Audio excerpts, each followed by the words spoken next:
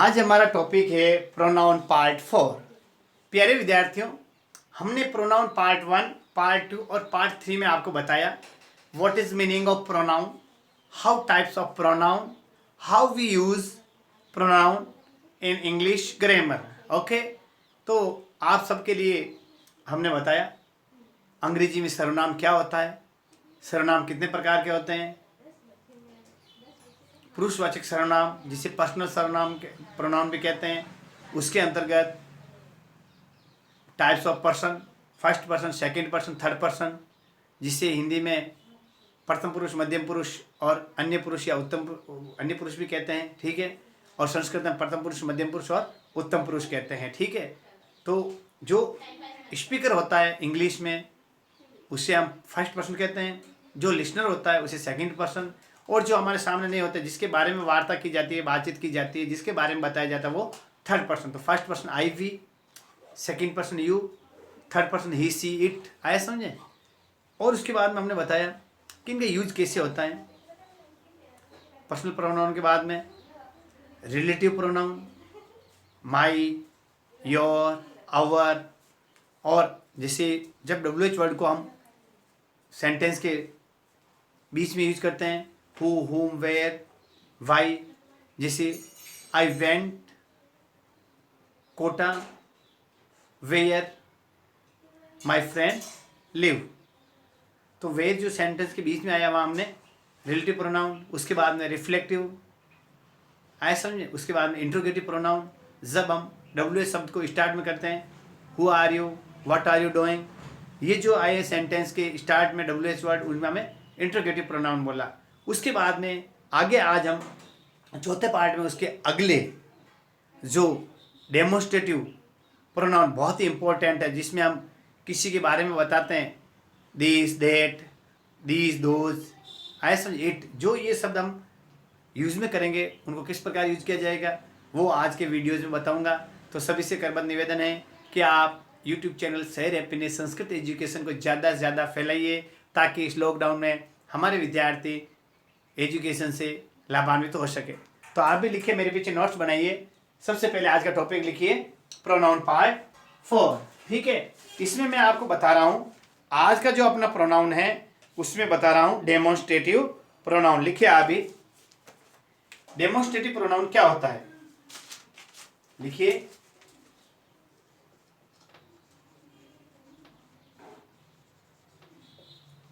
ठीक है, demonstrative pronoun. Demonstrative pronoun क्या होता है? जब हम कभी कोई वाक्य लिखते हैं उसमें किसी संज्ञा या शब्द होते हैं, उनको बताने के लिए जो काम किया जाता है वो डेमोन्स्ट्रेटिव प्रोनाउन कहलाता है, ठीक है। देखो, it is used to point out an object, लिखो, it is used to point out. आपको डेफिनेशन इसलिए लिखवा रहा हूं कि जब आपको आ जाए एग्जाम्पल में या एग्जाम में पूछा जाए एग्जाम्पल डेमोन्स्ट्रेशन का, तो आप डेमोन्स्ट्रेटिव के बारे में जब आप मीनिंग उसका समझेंगे तो आप उसको अच्छी तरह से समझ के उसका आंसर लिख सकेंगे, ठीक है ना। एन ऑब्जेक्ट, लिखिए, an object to which any they refer, any which they refer, ठीक है। यानी जिन शब्दों का प्रयोग किसी भी नाउन की ओर संकेत करने के लिए किया जाता है वो क्या कहलाता है? डेमोन्स्ट्रेटिव। जैसे देखो एग्जाम्पल में दिस, दैट, जैसे देखो दिस इज अ बुक, तो ये दिस आया है, ये क्या बुक की तरफ इशारा कर रहा है, सो बुक के बारे में बता रहा है, तो क्या करेंगे? This is a book. आया समझे? अब देखो, that is my dog, my dog के तरफ इशारा कर रहा है, बता रहा है, तो जो दिस और दैट का मैंने यूज किया है वो डेमोन्स्ट्रेटिव प्रोनाउन के अंतर्गत आता है। ठीक है, this, that, these, those, these और दोज। अब दिस और दैट में मैं आपको डिफरेंस बताता हूं। जो हमारे पास नियर हो यानी जो पास में हो, दिस इज ए पेन यानी हमारे पास में है, दिस इज ए बुक तो हमारे पास में है। जो हमारे समीप है वहां दिस सिंगुलर के लिए, दैट इज ए बस, दैट इज ए क्रो जो हमसे दूर है, आया समझे। That is a buffalo, that is a girl जो दूर हो उनके लिए, दैट सिंगुलर के लिए। दीज, दीज आर मैंगोज जो हमारे पास में है, प्लूरल के लिए। दोज आर डॉग्स जो दूर है, हमारे समीप नहीं है, उनके लिए हम दोज प्लूरल के लिए, और जो दूर है उनके लिए सिंगुलर के लिए दैट, जो हमारे पास में उनके लिए दिस सिंगुलर के लिए और दीज प्लूरल के लिए। अब मैं आपको नियम भी लिखवा देता हूं, सुन लेना आपको जो मैंने आपको बताया है। आया समझ में? लिखिए, रूल्स लिखिए, इसके संबंधित है। दिस सिंगुलर, नियर जो पास में है, हमारे समीप में है, सिंगुलर के लिए दिस का यूज किया जाता है जो हमारे पास में होता है, समझ में। और दैट वो भी सिंगुलर लेकिन कहां है, फार जो दूर है, जो हमसे दूर है। अब इसके जैसे दीज का होता है प्लूरल, दीज किसमें होता है प्लूरल, जो क्या हो पास में नियर हो, और दैट का दोज जो प्लूरल और दूर हो। आगे समझे। दिस और दीज, दिस सिंगुलर समीप अपने निकट में हो, दीज प्लूरल जो निकट में हो, दैट दूर हो सिंगुलर के लिए, दोज जो दूर हो प्लूरल के लिए। ये लिख लीजिए आप भी, आया समझे। जैसे दीज आर माई बुक्स, देखो, या फिर देखो दीज के लिए लिखिए दीज आर माई टॉयज, ये मेरे खिलौने, ठीक है। अब इसके लिए जैसे देखो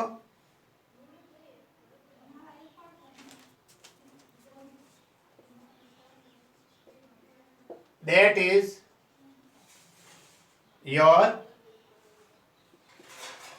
चेयर, दूर है, दैट इज योर चेयर, ठीक है ना। इसलिए जो मैंने बताया दीज, दोज, दैट, ये आपको रूल्स के लिए बताया। अब महत्वपूर्ण बात यह है, यदि सुनो,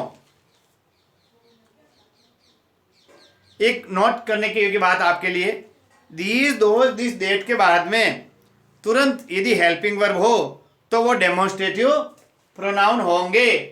ये देखो दीज, इसके बाद में ये हेल्पिंग वर्ब, दैट है, इसके बाद में भी हेल्पिंग वर्ब है, तो ये डेमोन्स्ट्रेटिव प्रोनाउन होंगे। और यदि इनके बाद में सुनो, इनके बाद में यदि कोई प्रोनाउन आ जाए तो ये डेमोन्स्ट्रेटिव नहीं होंगे। जैसे मैं आपको, वो क्या बन जाएंगे, एडजेक्टिव बन जाएंगे। बहुत ही महत्वपूर्ण बात है आपको, यानी सुनो, कुछ समझ में आया आपके। जब हम दिस, दैट, दीज, दोज के बाद में हेल्पिंग वर्ब का यूज करेंगे तो वो डेमोन्स्ट्रेटिव प्रोनाउन होंगे। और यदि दिस, दैट, दीज, दोज के बाद में नाउन आ जाएगी तो वो एडजेक्टिव का प्रयोग है। जैसे देखो, देखो दिस बुक इज माइन, एक सेंटेंस देखो, दिस इज माई बुक, ये दिस है। सेकेंड वाले सेंटेंस में ये तो हमारा डेमोन्स्ट्रेटिव प्रोनाउन है। अब दिस, ये डेमोन्स्ट्रेटिव क्यों हुआ, देखो पहले इसको, इसके जस्ट बाद में आई है हेल्पिंग वर्ब, और पहले वाला सेंटेंस दिस बुक, ये आई नाउन, तो ये नाउन है, बुक की क्या बता रहा है, ये विशेषता बता रही है, एडजेक्टिव। क्या है ये, एडजेक्टिव, और ये क्या है, डेमोन्स्ट्रेटिव प्रोनाउन। आया समझे क्यों है कि जब दिस के बाद में, दैट के बाद में, दोज के बाद में, दीज के बाद में हेल्पिंग वर्ब आ जाए तो वो डेमोन्स्ट्रेटिव प्रोनाउन होता है।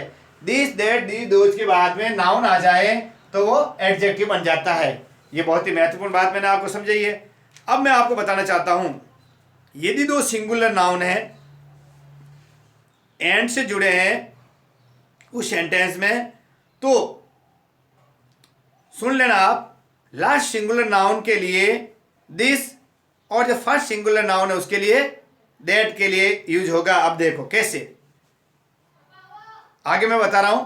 विमला एंड, सुनना, सीता, तो दोनों गर्ल सिंगल है तो लिखा आएगा दीज भी लगा सकते हैं और दोज भी लगा सकते हैं। देखो एक एग्जांपल है, this leads to misery that to happiness. इस तरह जो मैंने बताया आपको, यानी दो सिंगुलर नाउन होते हैं उन्हें एंड से जोड़ते हैं, तो सेंटेंस में यदि उनको प्रयुक्त किया जाए तो लास्ट वाला सिंगुलर नाउन है उसके लिए दैट, और जो फर्स्ट सिंगुलर है उसके लिए क्या आएगा, फर्स्ट के लिए दैट और लास्ट वाला के लिए दिस। यानी जो काम बाद में होता है उसके लिए दिस, और जो पहले होता है उसके लिए दैट का प्रयोग करते हैं। और यदि प्लूरल नाउन है तो उसमें लास्ट के लिए दीज और फर्स्ट के लिए दोज। जैसे देखो, काउज एंड हॉर्सेज आर बहुत यूजफुल एनिमल। ध्यान रखना, काउज एंड हॉर्सेज आर बहुत यूजफुल एनिमल। ठीक है, पहला है काउज, फिर है horses. These carry us from one place to another. These carry us कौन ले जाता है, हॉर्सेज, तो हॉर्सेज बाद में आया उसको हमने लिखा दीज। और काउ के लिए and those give us milk. देखो ये बता रहा हूं जैसे आपको सेंटेंस में, आप समझ लेना, ये समझ गए होंगे आप। अब जो डबल वाला बता रहा हूं देखो, लिखे देखो, काउज एंड हॉर्सेज लिखा मैंने। काउज एंड हॉर्सेज आर बहुत यूजफुल एनिमल, काउज और हॉर्सेज। अब जो फर्स्ट में ये आया ये लास्ट में आया, तो क्या करेंगे, दीज क्या करेंगे, सबसे पहले दीज क्यों लिखेंगे, जो पीछे वाला है उसके लिए क्या करेंगे, दीज क्या लगाएंगे, दीज कैरी अस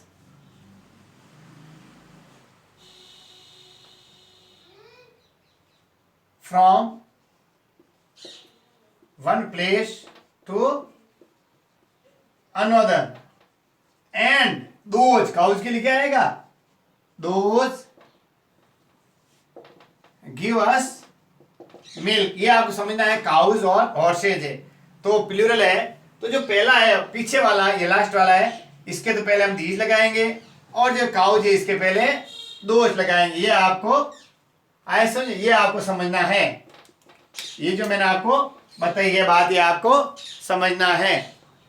ठीक है, अगला देखिए आप, अगला है सॉर्ट ऑफ और काइंड ऑफ के पहले यदि दिस और दैट आ जाए तो उनके लिए क्या करेंगे, हैं दीज और दोज की। जैसे देखो, this kind of dress is costly, this sorts of books are interesting. ठीक है, यानी सॉर्ट ऑफ और काइंड ऑफ के पहले दिस दैट, और सॉर्ट ऑफ सिंगुलर है तो दिस दैट, और सॉर्ट्स ऑफ आ जाए तो दीज और दोज लगाएंगे।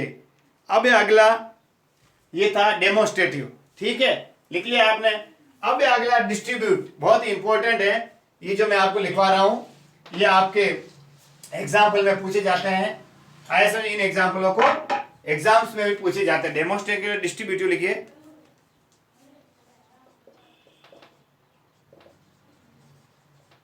ठीक है।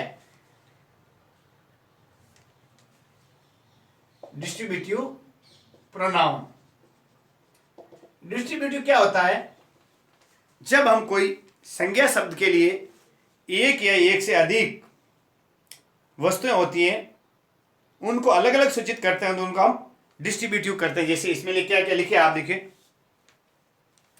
इट रेफर्स टू पर्सन और things, it refers to person और थिंग्स। लिखिए आप भी, one at a time, one at a time is called distributive pronoun. यानी दो या दो से अधिक व्यक्तियों या वस्तुओं को एक से अलग करने के लिए हम इसका प्रयोग करते। जैसे देखो, लिखिए each of you can do this job. Each of you can do this job. Each, तो जो अब डिस्ट्रीब्यूटिव में कौन कौन से शब्द आते हैं लिखिए आप। Each, either, neither, either, neither, ऐसा नहीं, जो ये लिखे डिस्ट्रीब्यूट के लिए हम इनको यूज करते हैं। अब ये बताना चाहता हूं, जब आप ईच, आइदर, नाइदर करेंगे, इनके बाद में हमेशा मेन वर्ब की फर्स्ट फॉर्म ही यूज होगी। ये बहुत ही, ये बता रहा हूं आपको, यानी हमेशा सिंगुलर फॉर्म ही यूज होगी। ये ध्यान रखना आपको, सिंगुलर फॉर्म ही इसकी यूज करनी है। आया समझे? जैसे देखो, ईच ऑफ, लिखो आप, एक सेंटेंस है, ईच, EACH, ईच, ठीक है, each of the to students, देखना ईच आया है, each of the to students, खाली जगह ऑनेस्ट, ये बहुत महत्वपूर्ण है। Each of the to students, खाली जगह ऑनेस्ट। अब यहां क्या आएगी? सिंगुलर फॉर्म ईच, क्या आएगा? आर नहीं आएगा। आप इसको देख करके आर नहीं भरे स्टूडेंट्स को, इसके लिए आपको ईच प्रोनाउन देखना होगा। ये बहुत महत्वपूर्ण है कि इन प्रोनाउन जो ईच, आइदर और नाइदर है, इनके पहले वर्ब की हमेशा सिंगुलर फॉर्म यूज होती है। ओके, अब देखो, ईच का प्रयोग दो या दो वस्तु से अधिक भी होता है। देखो, each of the two girls went to market. Each का प्रयोग दो से कोई अर्थ के लिए भी होता है, जैसे आइदर के लिए, आइदर के दो में से कोई एक, either of the two pens is red. ये देखो, either of the two pens, खाली जगह रेड, इज, क्यों? आइदर आ गया, यानी इन दो पेनों में से एक लाल है, तो इज आया सिंगुलर के लिए, आया समझे? इसलिए हमेशा यहां सिंगुलर फॉर्म का यूज करते हैं। दो के लिए अपन आइदर का यूज करते हैं, नाइदर के लिए कोई दो में से नहीं, neither of the two persons is going to market. अब आगे रेसिप्रोकल, है समझे? यानी रेसिप्रोकल क्या होता है? रेसिप्रोकल ईच अदर के लिए और वन अनदर के लिए हम इसका यूज करते हैं, आए समझे?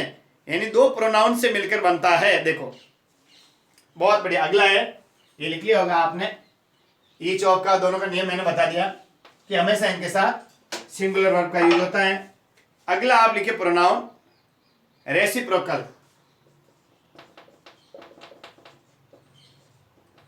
रेसिप्रोकल नाउन क्या होता है?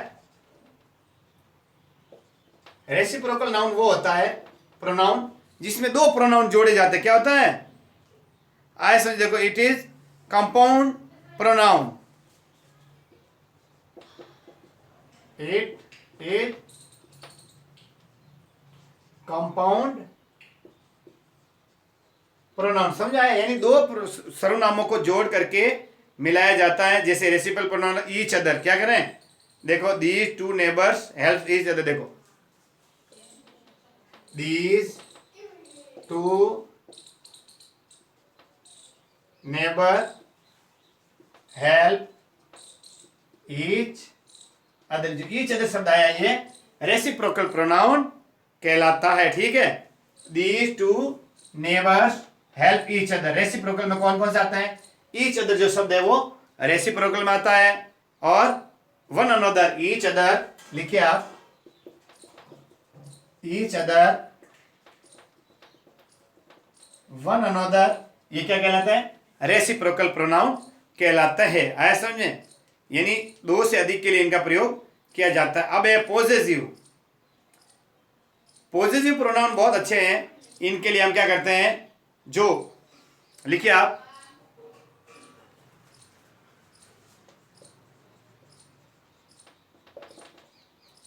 Possessive pronoun. ठीक है, पॉसेसिव प्रोनाउन क्या होता है, इसके अंदर है these are used to show possession of someone और समथिंग। ठीक है, लिखो इट यूज टू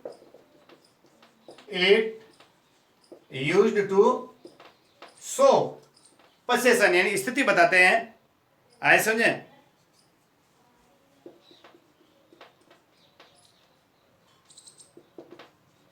ये लिखे आप, टू शो पोजेशन। ठीक है, ऑफ समवन और समथिंग, समवन या समथिंग। जैसे मैं बताना चाहता हूं, इसमें क्या करते हैं आप, इसमें यूज किसका होता है, देखो mine, yours.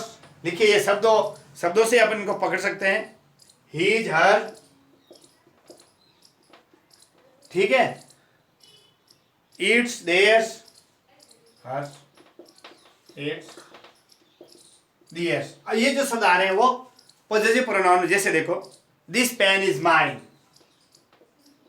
This pen is mine, यानी so used to show possession, किसके बारे में बता रहा, समथिंग। तो ये जो पेन है किसके बारे में बता रहा, मेरे स्वयं के बारे में। तो ये आ गया mine, this pen is mine. इस प्रकार हम जो पॉसेसिव प्रोनाउन होता है, जैसे देखो my house is bigger than yours, my house is bigger than yours, जो आता है पॉसेसिव प्रोनाउन के अंदर। तो प्यारे विद्यार्थियों, मैंने आपको जो हमारे महत्वपूर्ण 10 टाइप्स के प्रोनाउन इंग्लिश ग्रामर के अंदर हैं वो आपको पूरे एग्जाम्पल सहित समझाए हैं और एक्सप्लेन करके समझाए हैं। आपको ये वीडियो अच्छा लगा होगा तो आप इस वीडियो को ज़्यादा से ज़्यादा शेयर करें और लाइक्स करें और कमेंट बॉक्स में कमेंट जरूर दें और ज़्यादा से ज़्यादा शेयर अपने संस्कृत एजुकेशन यूट्यूब चैनल को विद्यार्थियों तक पहुँचाइए। नमस्कार।